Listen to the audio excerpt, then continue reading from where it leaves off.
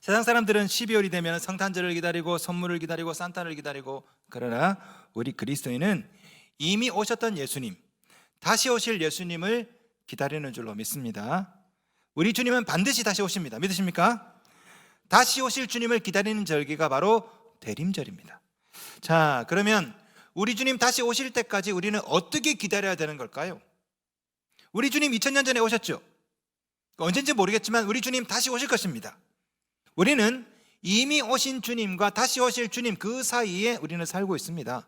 우리 주님 다시 오실 때까지 우리 그리스도인은 어떻게 살아야 될까? 이것을 비유로 말씀하신 그 말씀이 바로 오늘 본문에 나오는 열무나 비유입니다. 열무나 비유. 자, 내용은 이렇습니다. 우리 지난주 설교 이어서 같이 다시 한번 보도록 하겠습니다. 어떤 귀인이 왕위를 받아가지고 오려고 먼 나라로 떠났습니다. 그 먼 나라는 아마도 로마쯤 되겠죠. 자, 가면서 10명의 종들을 부릅니다. 한 문화씩 주면서 내가 저기 가서 왕위를 받아가지고 올 텐데 이 문화를 잘 남겨라. 그리고 갑니다. 이때 백성들 중에 일부는 이 사람이 왕이 되는 걸 원하지 않아요. 사절단을 보냅니다. 이 사람이 왕이 되지 못하게 하려고. 그런데 이 귀인은 왕이 되어서 왕의 귀환 돌아오죠. 그리고 종들을 부릅니다. 내가 너희들에게 주었던 이 한 문화 어떻게 남겼나 보자. 어떤 종은 10개를 남겼어. 어떤 종은 또 5개를 남겼어요. 근데 어떤 한 종은 1개를 수건에 싸두었다가 줬습니다. 그러니까 이 주인은, 왕이 된 이 귀인은 그 한 종을 책망을 하고 심판을 하고, 그뿐 아니라 이 귀인이 왕됨을 원하지 않았던 무리들도 다 같이 심판한다. 이게 오늘 본문에 나오는 열무나 비유의 내용이죠. 자, 이 비유, 제가 지난주에 말씀드렸던 것처럼 이 비유는 한 비유인데 메시지가 2개라고 그랬죠. 이 비유를 전하는 당사자가 둘입니다. 둘. 우리 말씀 볼까요? 11절. 그들이 이 말씀을 듣고 있을 때에, 이 그들이 누굴까요? 그들. 지금 이 비유는 삭개오 사건이 있고 난 다음입니다. 그러니까 우리 예수께서 이 비유를 할 때 거기에는 예수님의 제자들도 있죠.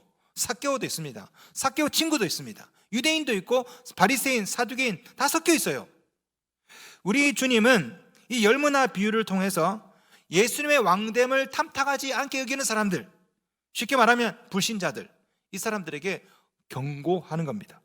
나는 죽었다가 부활했다가 승천했다가 다시 올 텐데 내가 다시 오면 니네들 심판받을 거야. 27절 말씀. 그리고 내가 왕됨을 원하지 아니하던 저 원수들을 이리로 끌어다가 내 앞에서 죽이라 하였느니라. 첫 번째 메시지가 이거죠. 우리 주님 재림하시면 주님의 왕됨을 원하지 않는 무리들 어떻게 된다? 심판받는다. 이게 첫 번째 메시지입니다. 자, 오늘 살펴볼 2번째 메시지는 뭡니까? 동시에 주님은 예수님을 믿고 따르는 무리들을 향해서도 메시지를 하십니다. 우리 주님 다시 오실 텐데 그때까지 내가 너희들에게 맡겨준 이 문화를 잘 활용해서 남겨라. 13절 말씀. 그 종 열을 불러 은화 10문화를 주며 이르되 내가 돌아올 때까지 장사하라 하니라. 자, 오늘 본문에 나오는 이 비유의 귀인은 예수님입니다. 자, 그 귀인이 10명의 종을 불렀어요. 10명은 완전 숫자죠. 10명. 열은 모든 것을 말합니다. 열국, 나라 10개가 아니라 10 nations가 아니라 열국은 뭐예요? 모든 나라. 열왕, 10 kings, 이 뭐예요? 모든 왕들. 열종, 뭡니까? 모든 종들. 다시 말하면 오늘 본문에 나오는 10명의 종은 누구다? 여러분이다. 모든 종들, 모든 종들. 그 종들을 다 불러서 한 문화씩 줬다라는 거죠. 자, 여기서 말하는 문화는 화폐 단위입니다. 달란트의 한 60분의 1 가치가 되는 화폐. 현재 화폐로 환산해 보니까 한 700만 원쯤 되더라고요. 석 달치 임금. 예. 자, 귀인은 10명의 종들에게 한 문화씩 주면서 이렇게 말합니다. 13절. 내가 돌아올 때까지 장사하려무나. 자, 이게 우리 그리스도인들의 사명이죠.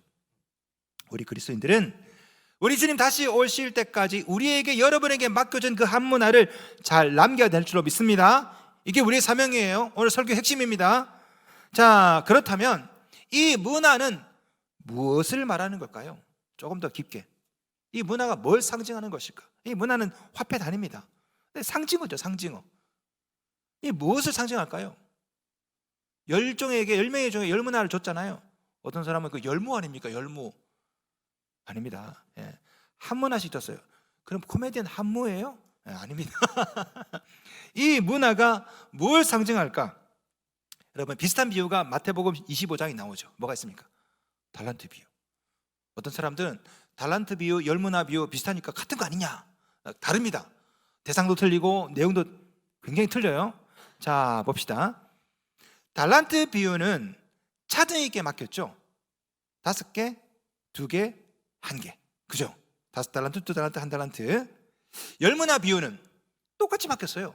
1개, 1개, 1개. 다르죠? 자, 보세요. 달란트 비유처럼 하나님께서 차등 있게 맡긴 것들이 있습니다. 어떤 사람은 은사가 참 2개, 3개야. 어떤 사람은 성격이 너무 좋아. 근데 얼굴도 이뻐. 믿음도 좋아, 그런 사람이.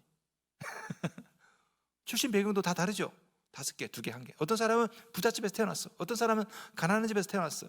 이 세상 보면은 공평하지가 않아. 어떤 사람 5개야, 어떤 사람 2개, 어떤 사람 1개. 왜 나는 1개지? 왜 어떤 사람은 5개지? 차등 있게 준 것들이 있어요. 그런데 가만히 보면 공평하게 준 것도 있습니다. 뭘까요? 시간이죠. 부자나 가난한 사람이나 24시간 똑같아. 365일 똑같습니다. 은혜도 동일하죠. 자, 이 시간에 하나님께서 저를 통해서 은혜를 부어주십니다. 동일하게. 같은 예배 장소에, 같은 설교자에, 똑같은 은혜에. 부자나 가난하잖아. 부자라고 해서 더 많이 은혜 받고 가난한 사람에게 은혜가 덜 가고, 아니에요. 은혜도 동일하게 주어집니다. 자, 어쩌면 책임과 기회도 동일하지 않을까. 하나님께서 여러분에게 일할 수 있는 기회를 주십니다. 봉사할 수 있는 기회. 연말 되면 사명자 봉사 신청서 쫙 나눠주지 않습니까? 기회를 주신 거예요. 똑같이. 이 봉사 추천서, 사명 추천서를 갖다가 돈 많다고 해서 그 사람에게 2장 줍니까? 아니에요. 똑같이 1장씩 줍니다. 똑같이 봉사하십시오. 같이 또 이거 좀 하십시다. 여러분에게 기회도 책임도 동일하게 주죠. 자, 보세요. 시간, 은혜, 책임, 기회, 이 모든 것들 다 하나님께서 공평하게 주신 한 문화들이죠. 우리의 사명이 뭐예요? 우리의 사명은 공평하게 주신 문화들을 남기는 것인 줄로 믿습니다. 하나님께서 24시간이 아니라 시간을 주셨어요. 우리는 동일하게 준 24시간 365를 열심히 살아서 남겨야 돼. 이게 우리의 사명이죠. 하나님께서 은혜도 동일하게 주셨습니다. 어떤 사람은 은혜 받고 가고, 어떤 사람은 시계 보면서 가고, 어떤 사람은 졸다 가고. 동일하게 준 은혜를 여러분 다 잡고 가시기 바랍니다. 이게 문화를 남기는 거예요. 책임과 기회도 마찬가지죠. 하나님께서 여러분에게 일할 수 있는 기회, 봉사할 수 있는 기회, 전도할 수 있는 기회, 기도할 수 있는 기회 다 주십니다. 똑같이. 그때 여러분 다 받아가셔야 돼. 공평하게 준 것들을 다 몇 배로 불려야 된다고. 성도들 중에는 하나님께서 공평하게 주신 문화들을 잘 남기는 분들이 있습니다. 주어진 24시간을 열심히 활용해서 남보다 2배, 3배 사는 거예요. 그런 분들 많이 봤어요. 자, 오늘 본문에 나오는 첫 번째 종이 그렇죠. 16절. 그 첫째가 나와 이르되 주인이여 당신의 한 문화로 10문화를 남겼나이다. 10명의 종에게 공평하게 하나씩 줬어요. 근데 첫 번째 종은 이 한 개를 가지고 10배를 남겼어. 나 우리 교회 보면 이런 분들 있어요. 하루 종일 고된 노동을 하시고 다음날 새벽에 나와서 새벽기도도 하시고 또 출근 또 하시고 수요 예배 드리고 금요일날 또 교인들 위해 중보기도 하고 토요일날 하루 종일 일하시고 주일날 1부, 2부, 3부 어떨 때면 저보다 더 늦게 가셔. 그분들 가만히 보면 저 사람은 24시간을 48시간처럼 사시는구나. 어떤 분들은 365일을 막 더블로 사는 분 막 계시죠. 이분들 다 한 문화를 10문화로 남기는 분인 줄로 믿습니다. 오늘 본문에도 주인이 10문화 남긴 종에게 이렇게 말하죠. 17절. 주인이 이르되 잘하였다 착한 종이여 내가 지극히 작은 것에 충성하였으니 10골 권세를 차지하라 하고 상을 줬어요. 상을 10골 다스리는 권세를.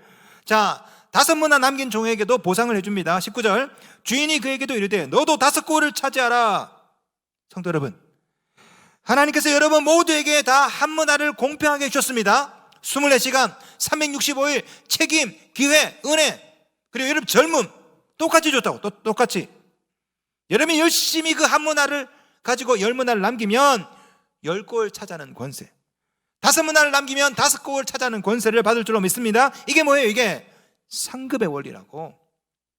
자, 조금 더 깊게 들어가겠습니다. 자, 달란트 비유하고 10문화 비유 차이가 뭡니까? 달란트 비유는요 차등 있게 지급하죠. 5개, 2개, 1개. 그런데 흥미롭게도 차등 있게 지급하는데 상은 똑같아. 다시 한번, 달란트 비유는요, 차등 있게 지급하고 보상은 똑같은데, 열무나 비유는요, 똑같이 지급하고 차등 있게 보상을 해요. 무슨 차일까요? 달란트 비유는 구원에 관한 비유입니다. 열무나 비유는 상급에 관한 비유라고. 자, 보세요. 부자나 가난한 사람이나 잘생긴 사람이나 못생긴 사람이나 은혜는, 구원은 똑같아. 다 구원받아. 달란트 비유가 구원에 관한 비유입니다. 열무나 비유는요, 똑같이 한 문화를 줬습니다. 어떤 사람은 10개, 어떤 사람은 5개. 상급이 달라요. 이거 상급이죠. 자, 보세요. 구원은 동일합니다. 상급은 차등이 있어요. 구원은 은혜로 받습니다. 상급은 행위로 받아요. 어떤 분들은 이 상급론에 대해서 반대하는 분도 있습니다. 반대하는 신학자도 있어요. 저는 성경에 상급에 관한 이야기가 나와요. 예. 요한계시록 22장 12절 말씀, 보라 내가 속히 오리니 내가 줄 상이 내게에서 각 사람에게 그가 행한 대로 갚아주리라, 나오잖아요. 10문화를 남길 정도로 수고하면 그가 행한 대로 10고을 다스리는 상급, 5문화를 남길 정도로 수고하면 그가 행한 대로 5고을 다스리는 상급을 주신다. 이 상급이 뭘까? 그건 모르겠어요. 천국 가면 아파트가 200평 되나? 천국 가면 자동차가 막 제네시스, 엑소더스 막 이런 게 막 나오나? 모르겠어요. 그건 모르겠어요. 천국에 가서 상급이 어떻게 되는지는 모르겠습니다. 여러분, 성경은 알려주는 것만 이해하면 돼요. 상급이 있긴 있는데 어떤 식으로 주는지 난 모르겠어요. 성경이 안 나오니까. 그러나 중요한 것은 상급이 분명히 있다는 것입니다. 구원은 은혜로 동일하게 받아, 상급은 행위대로 차등 있게 받는다고. 만약에 아무것도 안 하면 어떻게 될까요? 아무것도 안 받는 게 아니라 심판을 받아요. 이게 오늘 본문에 나오는 비유의 핵심이라고. 자, 오늘 본문에는 주인이 공평하게 나눠준 그 한 문화를 제대로 남기지 못한 세 번째 종이 나옵니다. 이 종이 와서 이렇게 말합니다. 20절, 또 한 사람이 와서 이르되 주인이여 보소서, 당신의 한 문화가 여기 있나이다. 내가 수건으로 싸두었었나이다.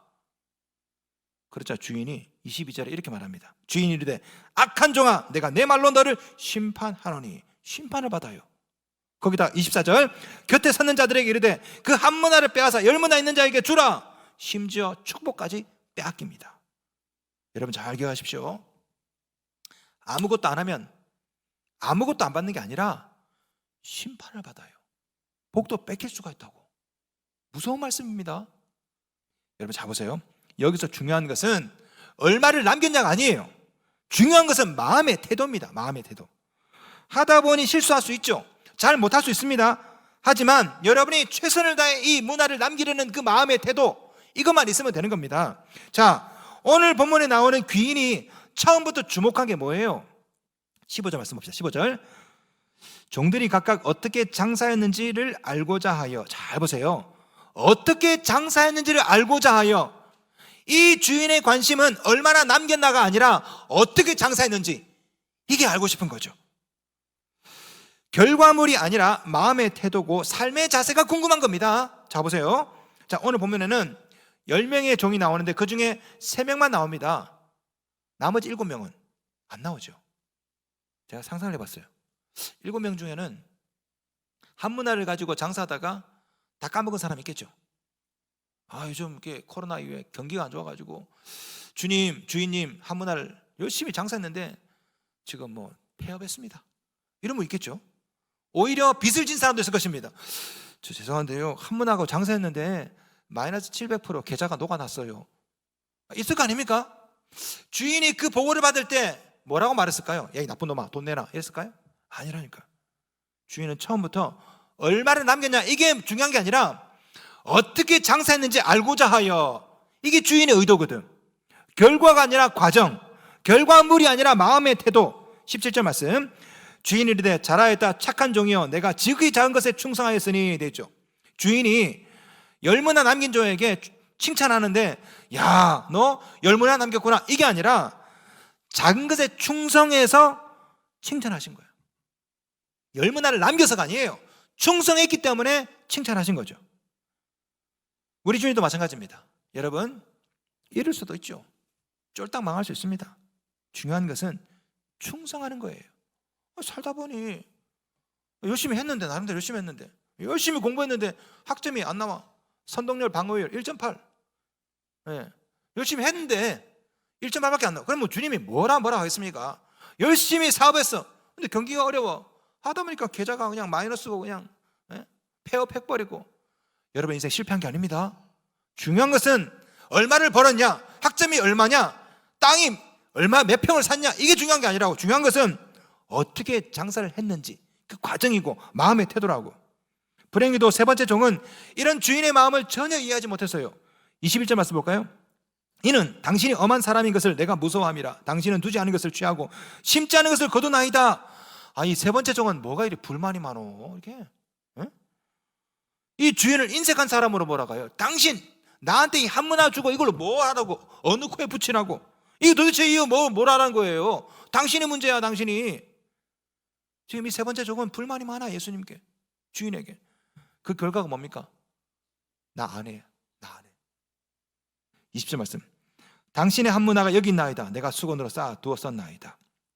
불만이 많으니까 잠수 다 버리고 나 안 해. 아무것도 안 해버리고 장사하라고 했는데 이 종은 불순종합니다. 여러분, 이 종의 문제점이 뭘까요? 이 세 번째 종의 문제점, 불신과 불충이에요. 주인을 불신합니다. 당신은 인색한 사람이다. 그리고 주인에게 충성하지 못해요. 나 아무것도 안 해. 희한하죠. 똑같이 한문화를 받았어요. 나머지 종들은 신나게 장사합니다. 아이고 재밌어라. 그런데 세 번째 종은 뭐가 그리 불만이 많죠? 이게 문제고 저게 문제고 불만이 폭발하니까 나 안 해. 아무것도 안 해버려. 이런 일이 교회에서 얼마나 많이 일어납니까? 많이 일어나죠. 교회마다 신나게 봉사하는 사람이 있습니다. 아우 재밌다. 다들 신나게 봉사하는데 불만 있는 사람도 많이 있죠. 이것도 불만이고 저것도 불만이고. 어느 날 잠수를 탑니다. 나 안 해. 그리고 교회를 옮긴 교회에서 등록도 안 하고 봉사도 안 하고 조용히 살아갑니다. 문화를 수건에 쌓아두고 사는 거지. 그렇게 쭉. 오늘 본문에 나오는 세 번째 종을 보세요. 이 세 번째 종이 주인에 대한 불만이 많아요. 당신은 인색한 사람이다. 나한테 한문화만 주고놓고 어떻게 이걸로 뭘 하라고. 여러분, 한문화가 700만 원입니다. 700만 원. 700만 원이 작은 액수입니까? 이것도 큰 액수예요. 근데 이 종은, 세 번째 종은 불만이 많습니다. 10문화를 남기고 5문화를 남긴 종들은 불만이 없어요. 신나게 일하고 나 10개 남겼어요. 나 5개 남겼어요. 근데 왜 이렇게 이 세 번째 종만 이렇게 불만이 많습니까? 주인이 뭐라고 말합니까? 22절. 주인이 이르되 악한 종아, 내가 내 말로 너를 심판하노니 너는 내가 두지 않은 것을 취하고 심지 않은 것을 거두는 엄한 사람인 줄로 알았느냐. 여러분, 지금 이 주인이 이 세 번째 종을 심판하는 이유는 적게 남겨서가 아니에요. 불신, 주인을 신뢰하지 못해서, 불충, 충성하지 못해서. 결과가 문제가 아닙니다. 마음의 태도가 못돼 먹은 거예요. 마음의 태도가. 성도 여러분, 여러분 안에 이 세 번째 종이 있지 않습니까? 여러분 안에도 내게 주신 한문화를 활용할 생각은 안 하고 불만만 가득해. 내 인생은 왜 이 모양인가? 우리 아버지가 나한테 물려준 게 뭐가 있나? 성도 여러분, 잘못하면 우리 주님 재림하실 때 책망받습니다. 22절을 현대어 성경으로 읽어드렸습니다. 왕이 노하여 호통을 쳤다. 이 몹쓸 종놈아, 내가 지독하다고? 그러면 너에게 내 말대로 해주마. 결국 어떤 일이 일어납니까? 축복이 뺏깁니다. 26절, 주인이 이르되 내가 너에게 말하노니 무릇 있는 자는 받겠고 없는 자는 그 있는 것도 빼앗기리라. 저는 여러분이 이런 비극적인 마지막 인생이 안 됐으면 좋겠어요. 여러분, 착각하지 마세요. 이 세 번째 종이 무능해서 심판을 받은 게 아닙니다. 충성하지 못해서, 불신해서 심판을 받은 거예요. 여러분, 이 세 번째 종의 진짜 문제점이 뭔지 아십니까? 진짜 문제점. 예? 이 사람이 불신하고 불순종하는 진짜 문제점, 원인이 뭔지 아세요? 주인을 주인으로 인정하지 않는 겁니다. 이게 진짜 문제예요. 주인을 우습게 보고 인색한 사람으로 보고 장사를 안 해. 주님의 명령에 불순종해. 주인이 주인 아니고 지가 주인이지. 세 번째 종. 여러분, 누가복음 19장을 가만히 보세요. 예수님이 주인인 사람들은 다 즐겁습니다. 삭개오, 예수님, 내 재산을 반을 잘라서 다 가난한 사람 나눠주겠습니다. 그러고도 신나. 너무너무 기뻐. 10문화 남긴 종, 주님, 내가 10문화 남겼어요. 너무너무 신나요. 5문화 남긴 사람, 주님 저도 5문화만 남겼어요. 다들 기뻐요. 다들. 한 사람 빼고. 이 세 번째 종, 불만이 많아. 어떻게 나한테 한 문화만 줄 수 있어요? 이게 뭐예요? 이 사람만 불만이 생기니까 잠수 타고 나 안 해, 아무것도 안 해, 수건에 싸두었나이다. 이 종, 세 번째 종만 주인을 주인으로 인정하지 않다니까요. 여러분 잘 보세요. 예수님이 주인이 되고 왕이 되면 즐겁습니다. 인생도 즐겁고 봉사도 즐겁고 신앙생활도 즐겁고, 그러나 예수님이 주인이 아니라 여러분이 주인 되면 여러분에게 많은 걸 줘도 불만이야. 왜 이것밖에 안 줬냐고. 왜? 내 인생의 주인이 나기 때문에. 앞에서 이 비유가 두 가지 메시지를 가지고 있다고 말씀드렸죠. 하나는 불신자를 향한 메시지, 하나는 신자를 향한 메시지. 자, 귀인이 왕위를 받으러 가는 것을 방해했던 자들은 이 귀인을 왕으로 인정하지 않죠.